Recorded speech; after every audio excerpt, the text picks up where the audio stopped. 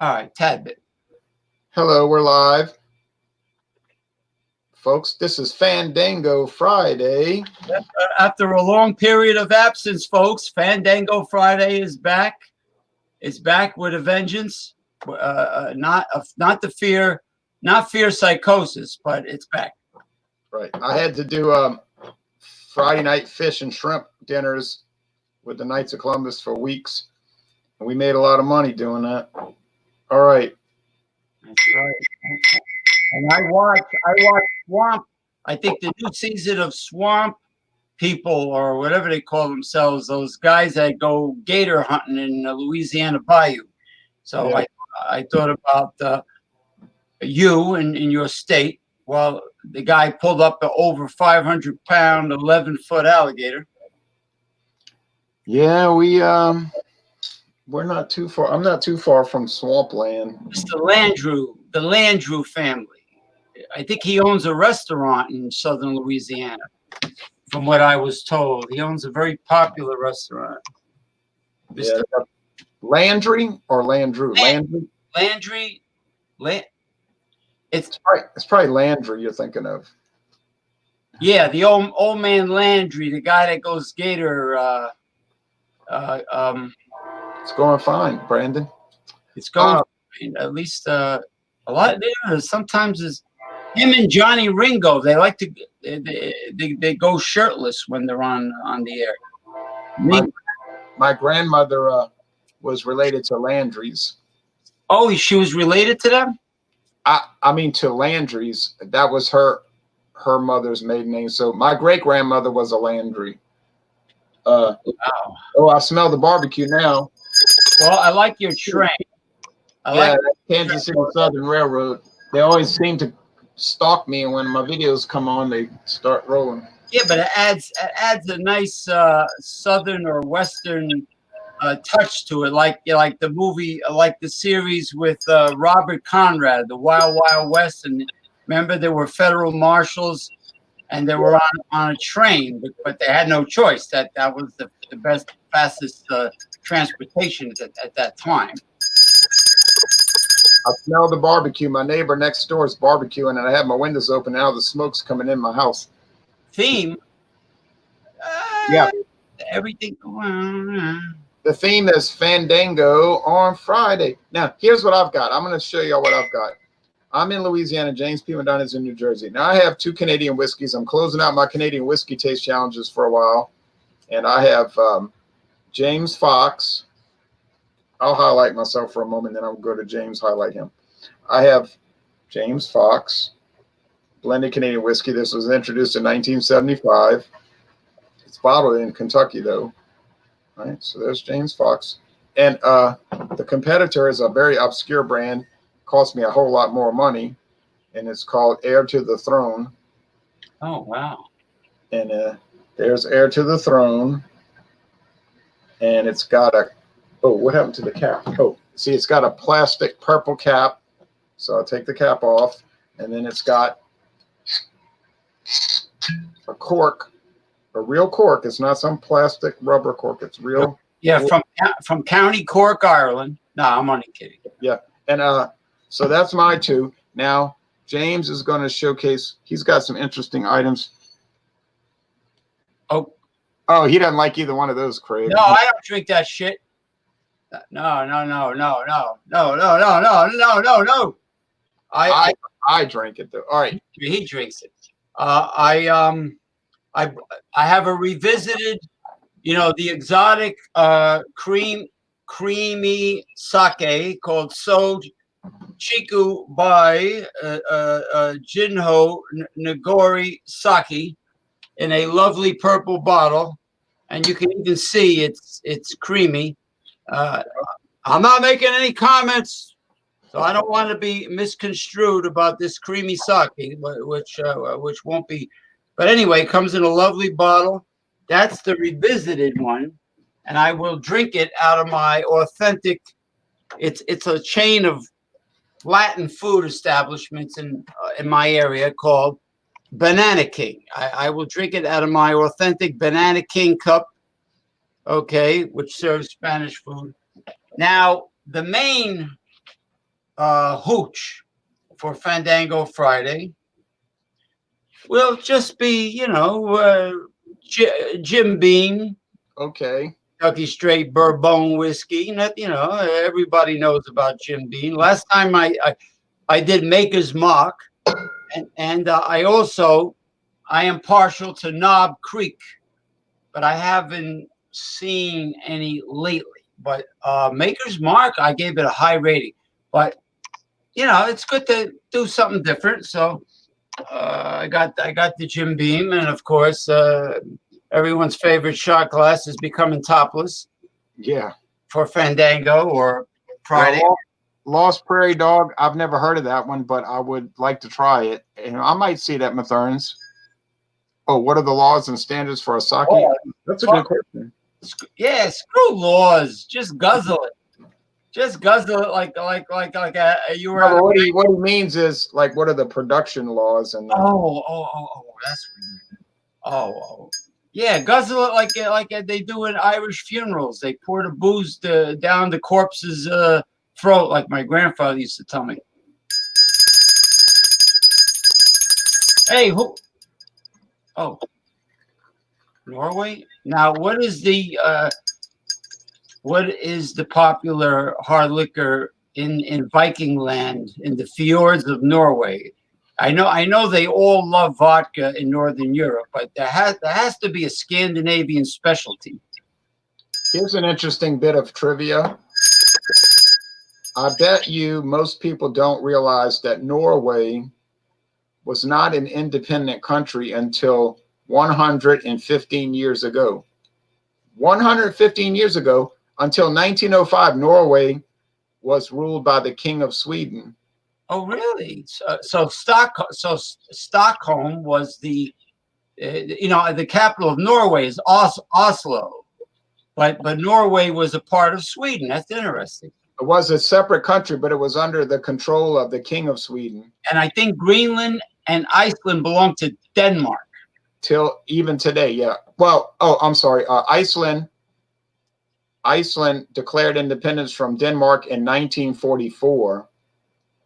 Which Denmark took offense to, because Denmark said, we're under occupation of Germany right now. There's really nothing we can do about it. And you could have waited till after the war to declare independence. We wouldn't even care. But you taking advantage of the fact that we're under German control, and we kind of take that as a bad form. And it was interesting also when Norway declared independence from Sweden. When Norway declared independence from Sweden, Sweden thought about invading them, but then they decided, heck, let them leave. Since you're talking about history, did you know that cannibalism ended in the Fiji Islands only 150 years ago? No. Yeah, that's actually a true fact. For those out there that are into shrunken heads and cannibalism and all kinds of cool stuff like that. But anyway, now it's time for Ronald J. Thierry's little... Hey, and one more interesting bit of trivia. Educational, yes. Saudi Arabia outlawed slavery in 1960. Saudi Arabia outlawed slavery in 1962. Not 1862, 1962 is when Saudi Arabia outlawed slavery. Yeah, but their women probably have less rights than the family dog. I mean, to be honest with you, you might as well say that females are slaves, most likely by in the Sunni Muslim country of Saudi Arabia. I guess. All right. Here's Anonymous Coward. Anonymous Coward. Unlike the well-known cowards, like the dork and geek that I will tear to shreds this Sunday night, Mr. Bernice. That's his new name. Raisin Balls Bernice Sanders. Oh, yeah. I will tear him to shreds. He spent 10 months telling us we shouldn't trust somebody. And now you endorsed him. Okay, that makes now sense. He endorses the closet pedophile, mildly senile, sleepy Joe Biden. Mildly senile. This is my Fandango. You know, like when Soupy Sales did the mouth. You know, what y'all have to understand is that if you trust a politician, chances are you're going to get your feelings hurt and all your hopes will be destroyed. Okay, now James is going to first. Here's what we'll do. First, I'm going to let you do the sake. Then I'm going to do my Canadian whiskey, and then we'll jump back to you for the. I was just doing the Joe Biden push-ups. You know, when he challenges everybody to push-ups. That's all. Yeah. Yeah. So do the sake first, and then we'll come back to you for the second round. Okay. Still smells good. Anonymous coward. You see how we take the man's name, Anonymous Coward, and it's like a segue into politics. Yeah. This is the beauty of ad-libbing and not rehearsing anything. Okay. Okay. Here we go. We got the So Chiku Bai, So Jinho Nagori. All I need is a geisha girl to help me finish this off. The nose of this Nagori sake is soft but filled with delectable fruit. Enjoy the flavors of cantaloupe, watermelon, banana, and pineapple, accented by traces of vanilla and walnut. Holy shit. How could they get all those flavors in one gulp? The palate is decadent. Oh, that word. Having a soft, grainy texture and a delightful sweetness. Flavors include marshmallow, vanilla, cardamom, sweetened milk, melon, ripe pear, and strawberry. Let me tell you something. You're full of Shogun dung. If anybody tells you they get all those flavors into sipping something like this in Japan, they're full of Shogun dung. Next thing they'll tell you it's got bread dough flavor. All right. Or yeah, it's a crack. It tastes like a panko breadcrumb cracker or something, you know. But anyway, I'm just going to show you that it is milky. And that's a lot of flavors. I mean, come on. Well, who's worse, our politicians or that company? A lot of companies overplay their descriptions, you know. Yeah, marshmallow, walnut, this, what's next? Macadamia nuts. All right. It smells like a nice, sweet sake. Yeah. It has a full-bodied, fruity mouthfeel. You know, like you were drinking a fruit smoothie with melon, because I could definitely taste honeydew melon. And if you were drinking a fruit smoothie where the ice melted, because I can definitely get flavors of melon. Now, as far as all that other malarkey that they described, I would just stick to a fruity melon aroma and flavor, and more full body than the other sakes. Now, the sake that I found interesting was the cold draft dry sake that I did a review on a long time ago. Okay, that was interesting. That was a dry sake.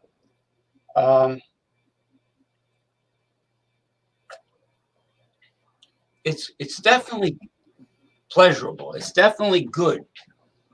I would, if it was on sale, I would get it again. As far as sakes go, it's easier to judge standard sweet sake with others like it, or the dry sake with others like it. But since this has so much additional flavoring in it, it's hard to compare it to anything else. But I like it. But would I go out of my way Get it again, I would say no.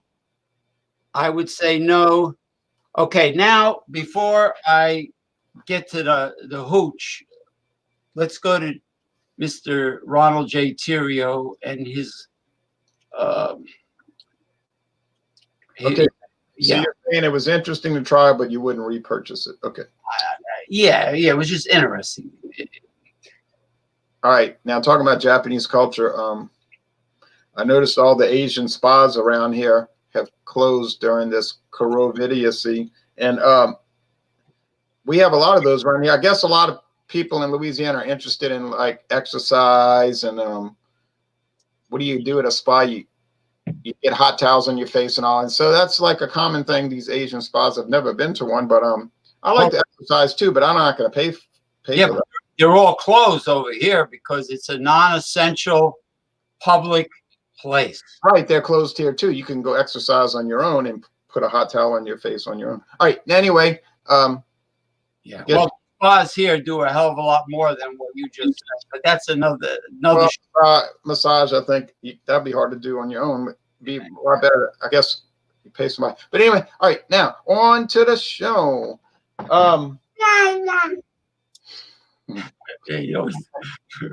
Yeah, actually, they do a hell of a lot more than massaging over here, but that's a whole nother talk show. I don't know. Anyway, now here's James Fox, named after some Jamie Foxx, that black comedian. Yeah, James Fox was some obscure Canadian government official, and there's the label. It's got a fox on it.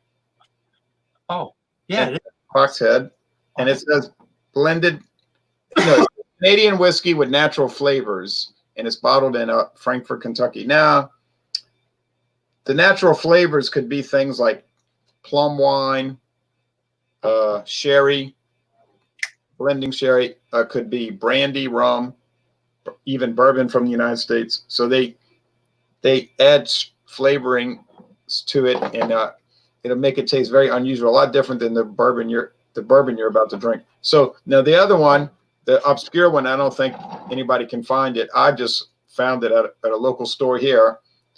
And this was $15.65. The James Fox for a liter now. A liter was $8.99. $8.99. So here's the heir to the throne, and it's got crossed swords on a shield, and it's got the more crossed swords, and it's got a crown for Canada. Oh, coat of arms. Yeah. Coat of arms. Queen Elizabeth's the Queen of Canada even today. And it says ultra smooth, matured in oak casks. And it came in a nice box. I don't have the box anymore. I'm going to use rectangle boxes, kind of like a Crown Royal box. And you notice the bottle is unusual. It's got the cork. By the way, tomorrow is the 40th anniversary of the British colony of Southern Rhodesia, which everybody just called Rhodesia, becoming independent as the Republic of Zimbabwe. So 40 years ago tomorrow, the 40th anniversary of Rhodesia to Zimbabwe. And Prince Charles was the official in charge of the ceremonies. He had the official documents that he presented to the new president of Zimbabwe. But anyway, I just thought I'd mention that. All right. I remember the old first movie Zulu, when the British were being attacked by the Zulu Empire. I remember that when I was a kid. Yeah, that took place in South Africa, south of Zimbabwe, but same area, Southern Africa. Yeah. Very dry. It's a very arid part of Africa. Yeah. Yeah.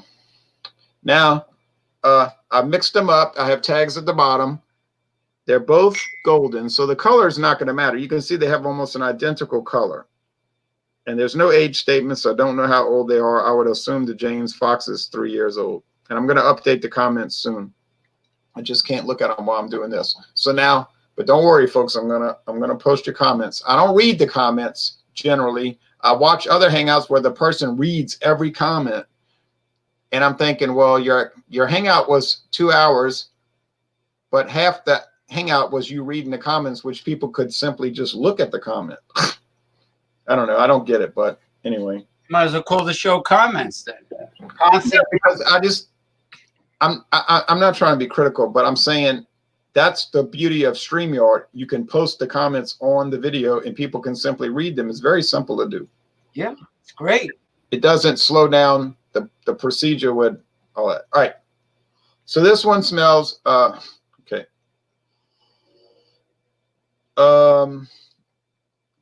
Distilled corn, which is what they use as the base for most Canadian whiskeys. Most of them be about 80% maize corn that they distill into corn grain alcohol, just like bourbon. Bourbon is about at least 51% grain alcohol corn, but it has to be, it's usually more than 51% corn, but the law of the United States says bourbon has to be a minimum of 51% corn. The other 49% can be any other grain, it doesn't matter. But this smells like a little rye. Rye whiskey will give you that peppery note. Little malt whiskey from, like, say, barley malt, and then maybe some flavorings like white rum or sherry. Okay, over here. Yeah, I do also get the flavorings here in the nose, but there's a little nuttiness here, like what is that aroma? Almonds. Oh, not cashews, almonds. Comments. Yeah, but it has no almonds in it. But strange how they'll have that. A little wood, of course, both of them. No char, but this wood, just wood. The bourbon will have charred notes because bourbon has to be aged in freshly charred oak. Freshly charred. Canadian whiskey, huh? Oh, I didn't even know that. I just learned something. Yeah, it has to be freshly charred. Now, Canadian whiskey can be aged in used barrels, which is normally what they do. They use old bourbon barrels. So what do they do after the first batch of bourbon is made in such barrels? Do they just like sell the barrels or just rent them out to other companies, or? Well, that's a very good question. Use, as in use, char. Yeah. Well, what they'll do, they can't make bourbon with it again, right?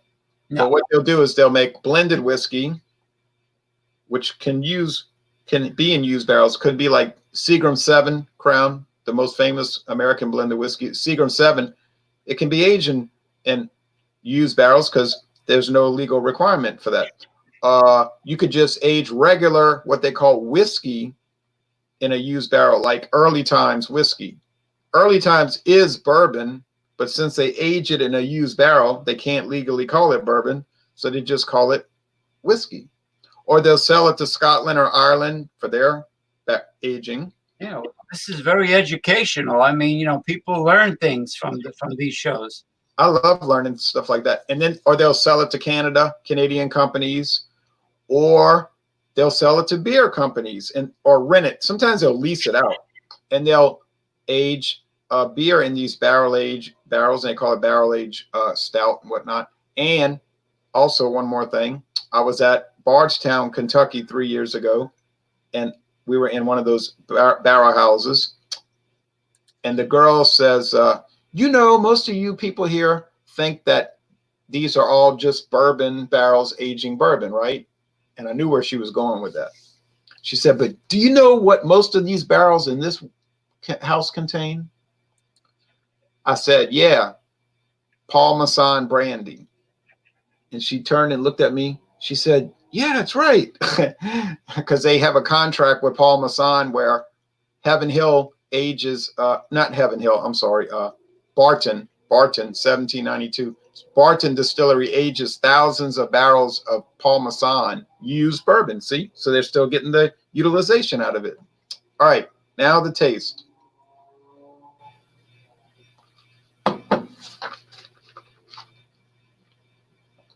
Well,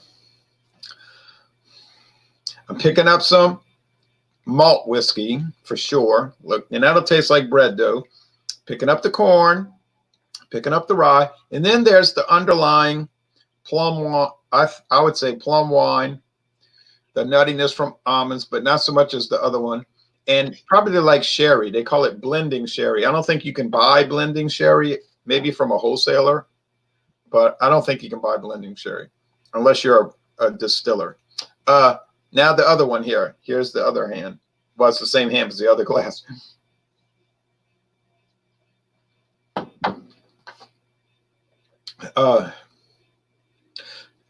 Not so much of the flavorings.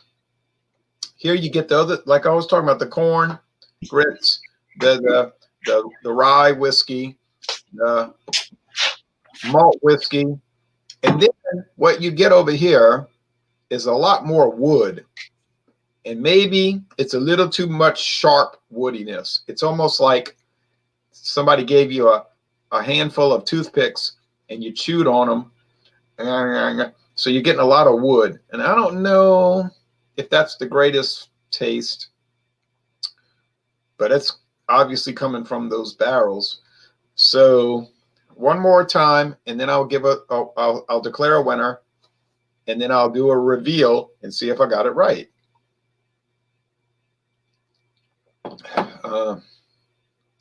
I really like the multiplicity of flavors, especially that plum wine, which I don't know if it's plum wine. I'm saying that, but it tastes like it. Okay.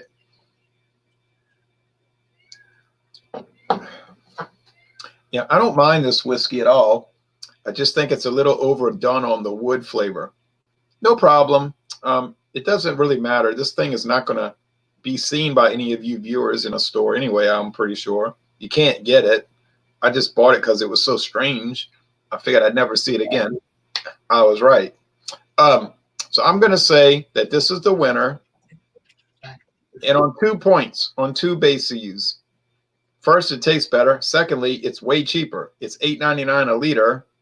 And this other one is $15.65. And that was a discount price for $7.50. So, but now I got to look. If this tag says JF, I've gotten it right. If it doesn't say JF, what I've just done is wasted everybody's time. But that's the risk when you go live on the air, right? A lot of people aren't willing to do that. All right. Wish me the best. Oh. Well, I won't talk about what just happened. We'll go back to James. Well, there's definitely a lot of namby-pambies that really are afraid of the camera and the microphone. That's all I have to say. They will never grab the bull by the corns, like Archibald Bunker used to say. I know people that are downright cowards when it comes to going live. No, they won't even go public in any way. They're pusillanimous pipsqueaks. They're pigeon-livered. Okay. Anyway, here. But wait a minute. They're pretty brave with some of the comments they make. They must be very brave people. Oh no, but they like. No. Some people will go public typing. But in other words, they have keyboard courage, but that's as far as they go is the typing. Now, some people won't even type their honest opinions publicly. I know a few like that. They're low profile. But anyway, but that's how they are. Not everybody can be like us. Now we have the 40% alcohol by volume, 80 proof Jim Beam Bourbons, 7 generations, Frankfurt, Kentucky. The font is so small. There's another word. I don't. Claremont. Oh, that's Claremont. Okay. The font is so small, but okay.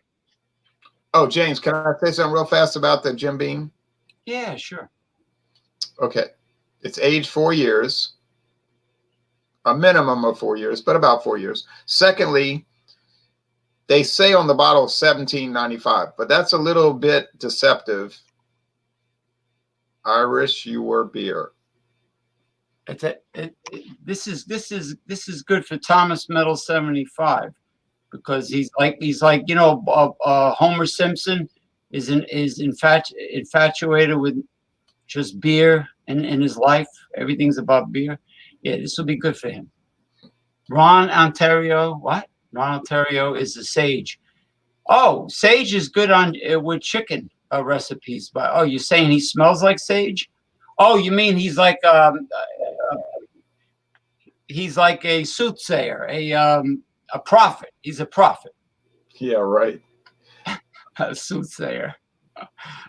Ding, pizza's ready. Right. Hey, what happened to our panel of regulars that usually pop on? They don't like Fridays, or maybe they're busy, Yeah, perhaps? they might be at work. Hey, well, okay, second thing. So they say 1795, but let's get something straight.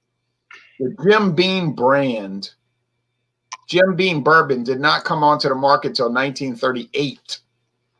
Oh, really?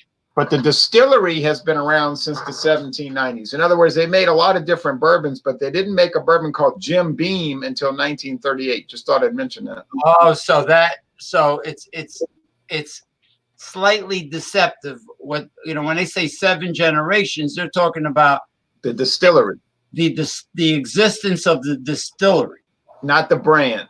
not the brand Jim Beam. Right. Okay, here we go.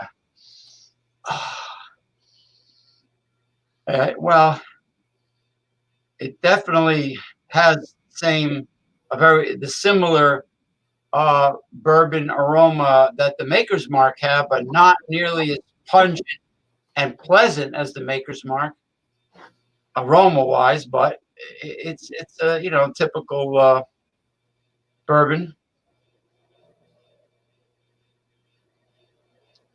She's pretty decent looking, this Cindy B. Hackshaw Jim Duggan. The Iron Sheik used to call him Jigsaw Cross-Eyed Dugan. The Iron Sheik used to change everybody's name and make fun of their names, like I do. I worked with him, the Iron Sheik. Yeah, Jigsaw Cross-Eyed Jigsaw Dugan. Yeah, he indulged in recreational drugs.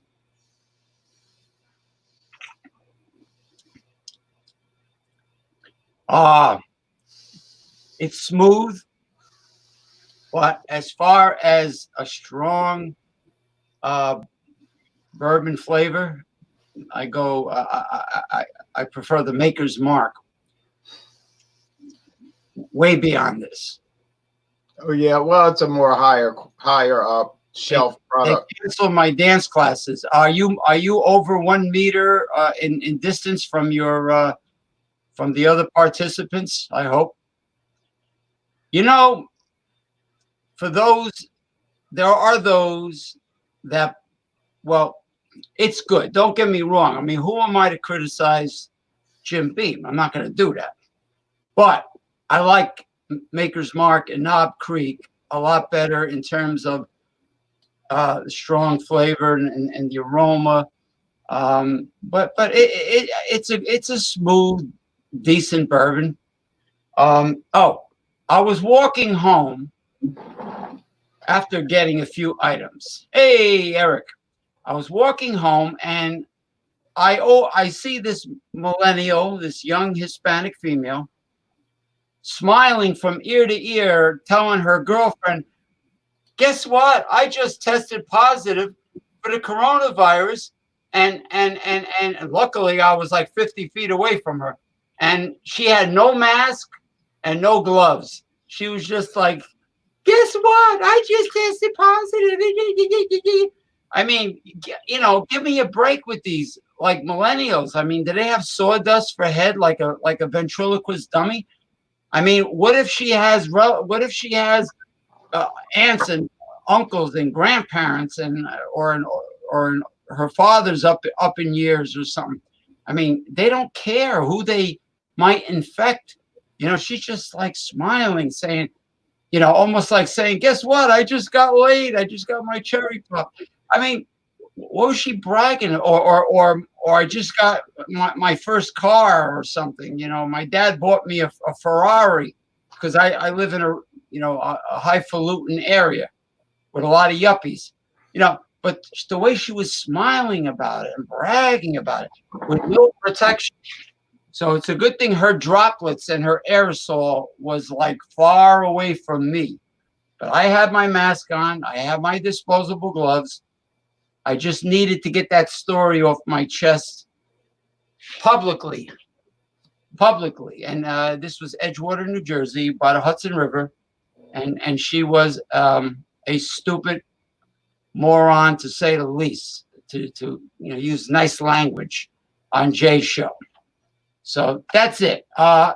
It's a good bourbon. It's Jim Beam. But if I had a choice, There's a comment. The glass makes Roger jolly. Well, it's becoming topless. That's my favorite part of this shot glass. The more I use it, the more topless it becomes. And it does have nipples. And I can't wait until it's completely topless, sir. And once it's topless, then it'll be stopless in terms of doing shots. All right, so all right, now this bourbon, it doesn't have the cachet that the Maker's Mark has. You're saying, well, it's a lot.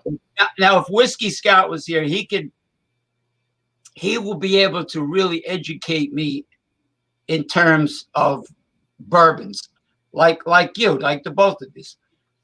When it comes to whiskeys, Ronald J. Theriot and Whiskey Scout of Kansas are the kings. So I know I would be learning more if he was here, but I'm doing the best I could in terms of. Yeah, well, yeah. It's smooth. It's smooth. Yeah, I mean, it's like, what it reminds me of? Like when I tried Patty's Irish whiskey for the first time, and I said, wow, this is smooth compared to Jameson's and Bushmills. That's how I would describe it, but it doesn't come close, in my opinion, to Maker's Mark. And by the way, I was very impressed with Whiskey Scout's Whistler's Irish whiskey, particularly the cream version, which came in the same size bottle as the regular Irish whiskey that he brought. It was a real big bottle. And he had the cream version, and he said it wasn't as sweet as Bailey's, which is why he liked it. And I have a feeling I would like it too, because I don't like liqueurs or anything sweet. I'm not crazy about it.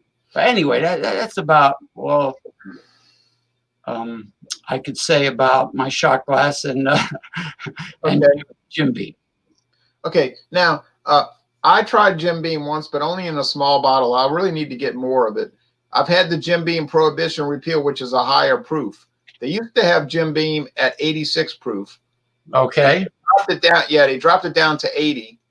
And so they brought back this Jim Beam limited edition called Prohibition 1933 Prohibition Repeal thing, and non-chill filtered. So I tried it and I really liked it. Now I also have tried the Beam's 8-star, which is blended whiskey.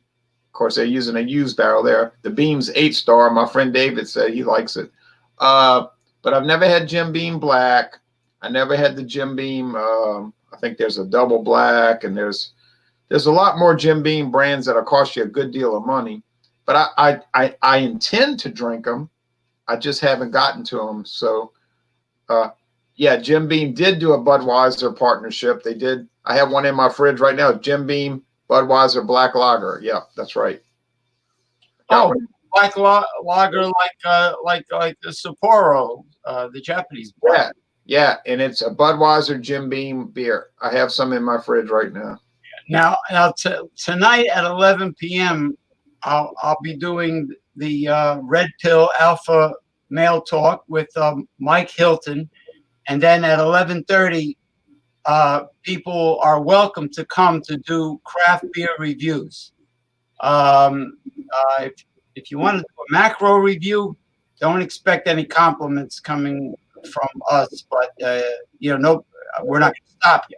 But so then that'll be tonight from Progressive Discussions YouTube channel.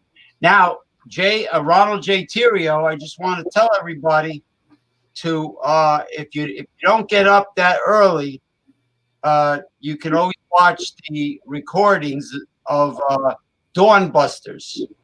He does Dawn Busters, which is a very unique show. All right, Thomas Meadow 75. That'll be like around 11:30 p.m. give or take. Yeah, Dawnbusters, an extremely unique show. And if you don't get up that early, don't worry, because you can always watch the recordings of Right, it right. from his channel, Ronald J. Terrio YouTube channel. No, not often imitated, never imitated and never duplicated. One of a kind show. Yeah, sometimes imitated. Now, Well, they're jealous because they're not you. You see. no, but I think some of the people that kind of imitated do a fairly good job. Well, I'm glad the Good Friday show ended well.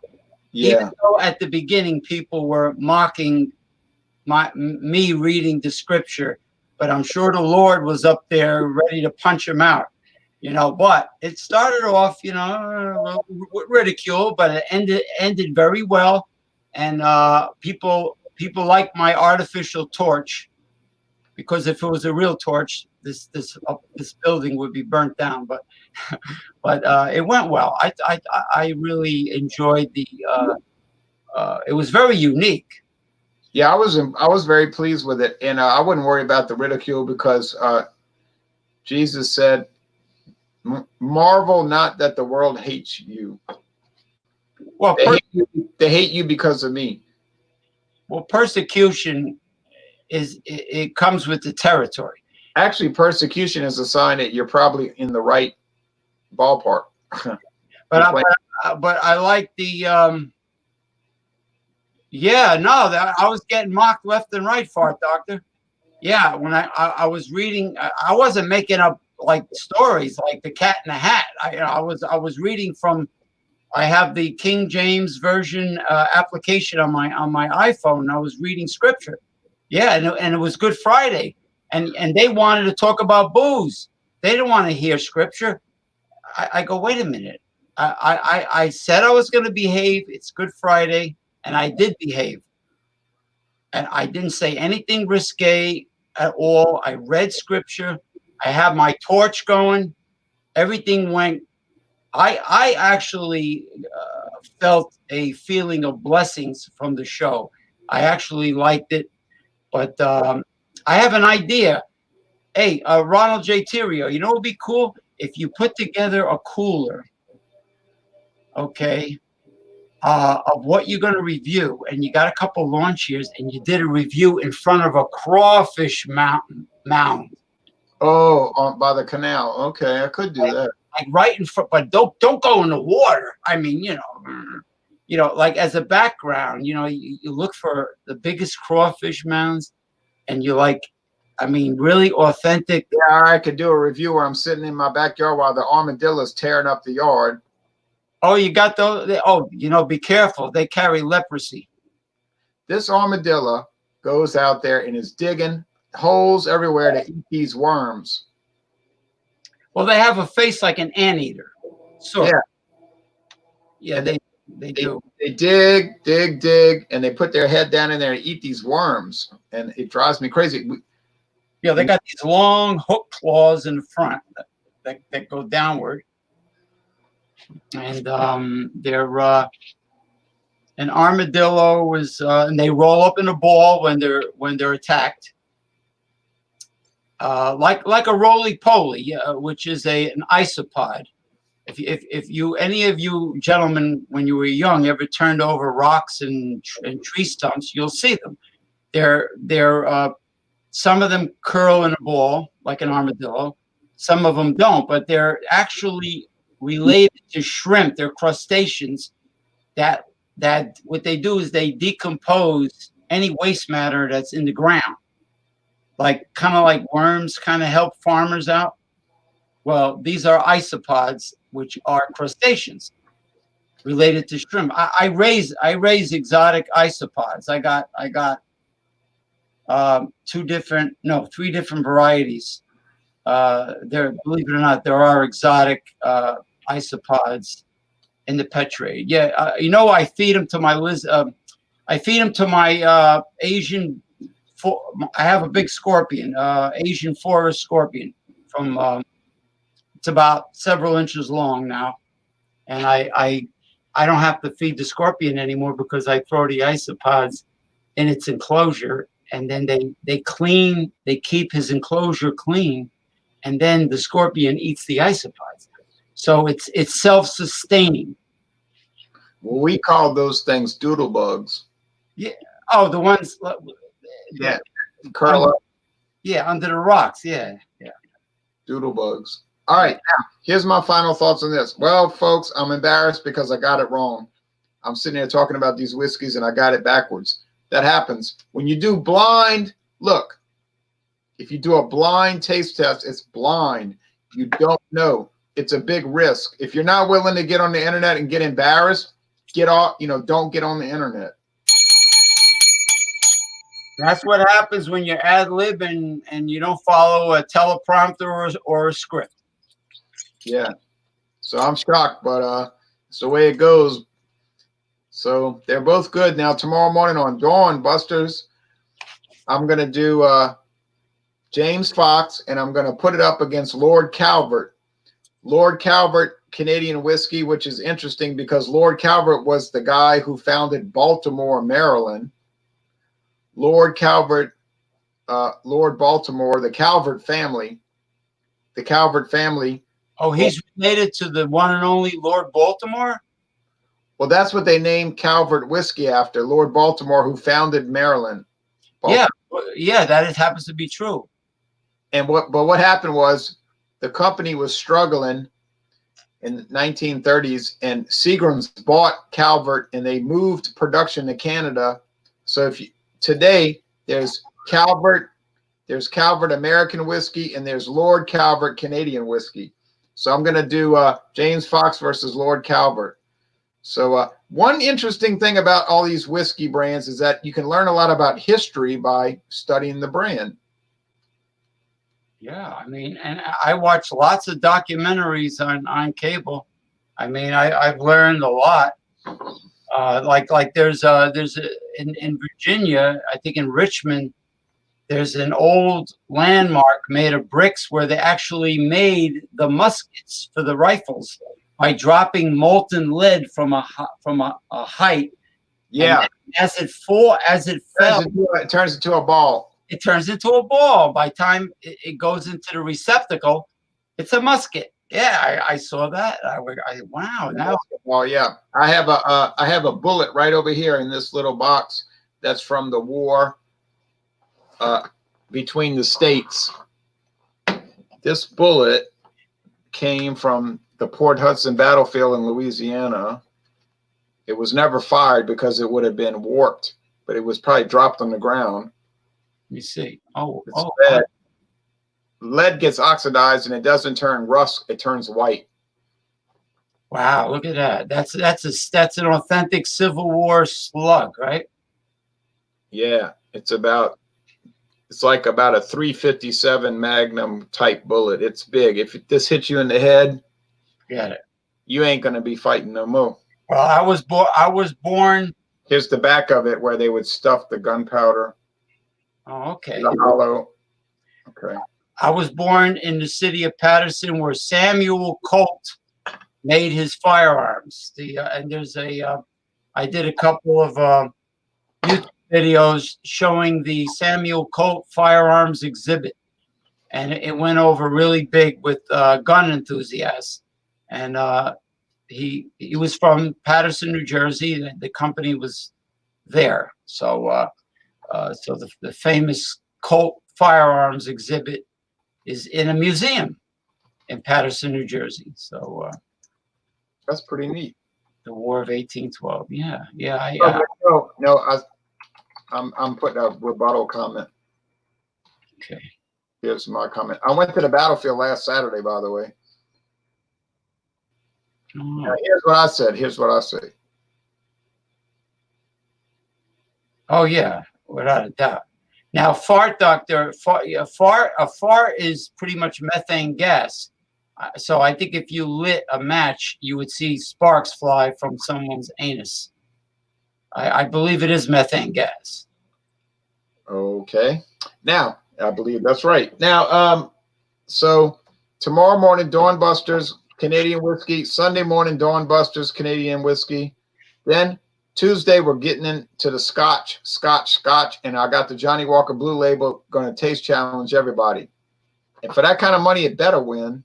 Wait a minute. Are you going to do the Johnny Walker like on a Dawnbusters? Why not? So that means you're gonna put on that blue suit that early in the morning? No. I'm just going to put it in taste challenges. Do you have like a monk's robe in royal? Maybe you can put like a monk's robe if it's blue. No, I have old graduation gowns now. You know my friend, the exorcist Bishop Brian from the Ghost Adventures on the Travel Channel. He must have did some research when I talked to him a long time ago, because during two of his recent exorcisms, he was putting Saint Benedict's medallions throughout this home and the property that was really infested with demonic presence. So he never did that before. And since I showed him mine and I told him about the story of Saint Benedict, maybe he got it from me. He didn't give me kudos. He didn't say, "Oh, by the way, Travel Channel, James P. Madonna gave me this idea." I mean, he didn't. It would have been nice if he would have mentioned me, but Pastor Don Elbart, he did look good. So he didn't shout it out, huh? No, he didn't say, excuse me, producer of the show, James Piranha Madonna gave me this idea for the St. Benedict's medallions. It's not my idea. I got it from the priest that visited the exorcist house in St. Louis, where there was dabbling with the Ouija board, and he's the one from the Catholic Church. He's the one that mentioned Saint Benedict's medallion. I didn't invent the idea of using Saint Benedict's medallions. Now what? I mean, I'm not an egomaniac. Now, St. Louis, Missouri was where they did the cure for the child. Right. But the child was infected with the demon in Silver Springs, Maryland. And another thing, if you watch the movie The Exorcist, they're digging in Iraq. They're doing archaeological. Remember, the movie starts off, they're doing an archaeological dig. So Pazuzu, which was like a locust. It looked like a locust. But remember, they were doing a dig, and way down in the dig, like around the Babylonian period. Right. When they got down to the Babylonian time period, they found the St. Joseph's medal, which didn't make any sense because the St. Joseph's medal from the Middle Ages or later would have not been buried in the strata of Babylonian relics. So they couldn't figure that out.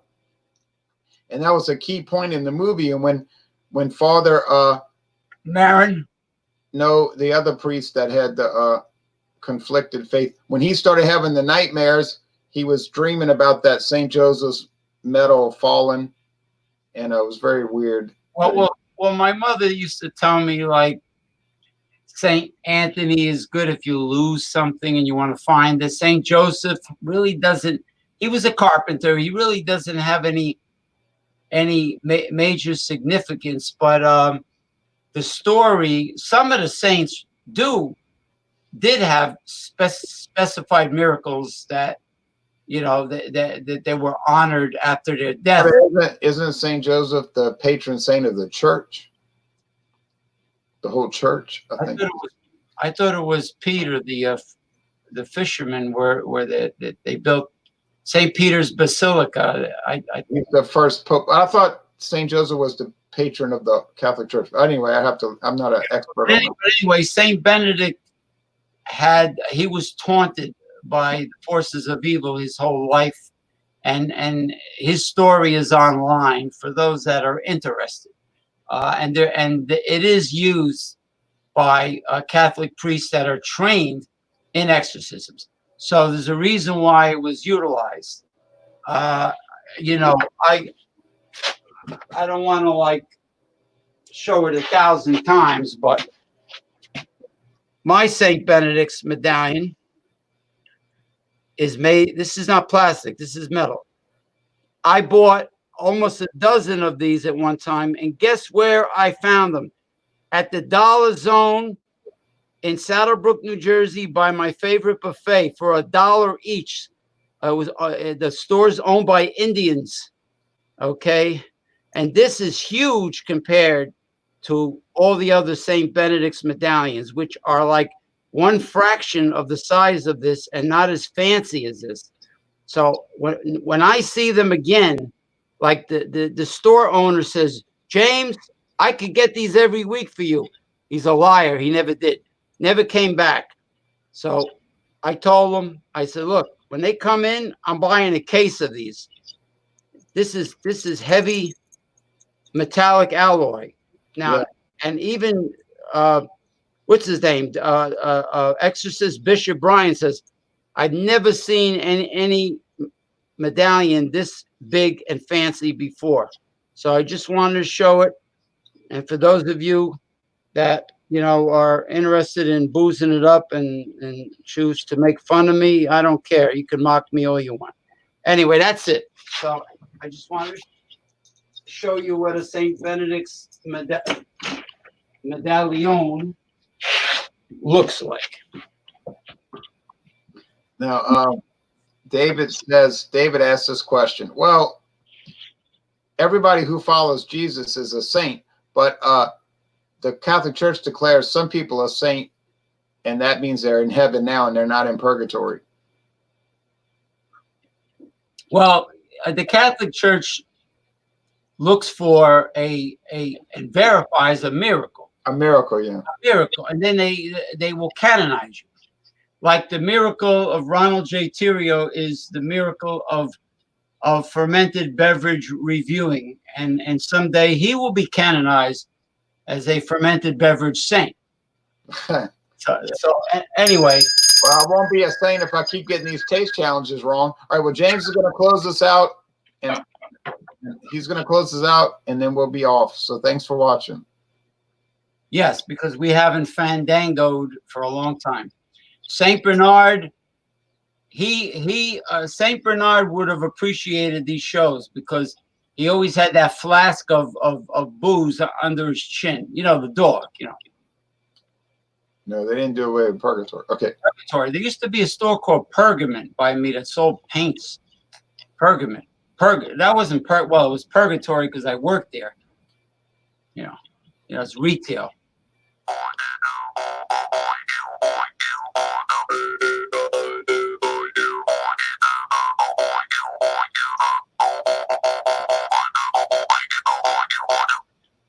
The saint of the honest, the saint of Dawnbusters.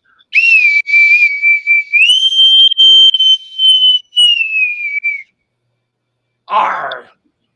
You have just departed the Fandango pirate ship of excellence and what? I thought people don't come back from the dead until, well, actually, that is kind of true. You mean the Great White Throne, the Great White Throne Judgment Day, and the 1,000-year millennium. The millennium, the world tomorrow, the 1,000-year rule in New Jerusalem, where the New Jerusalem comes, it descends from the heavens, and the light comes from God, so you don't even need the sun anymore.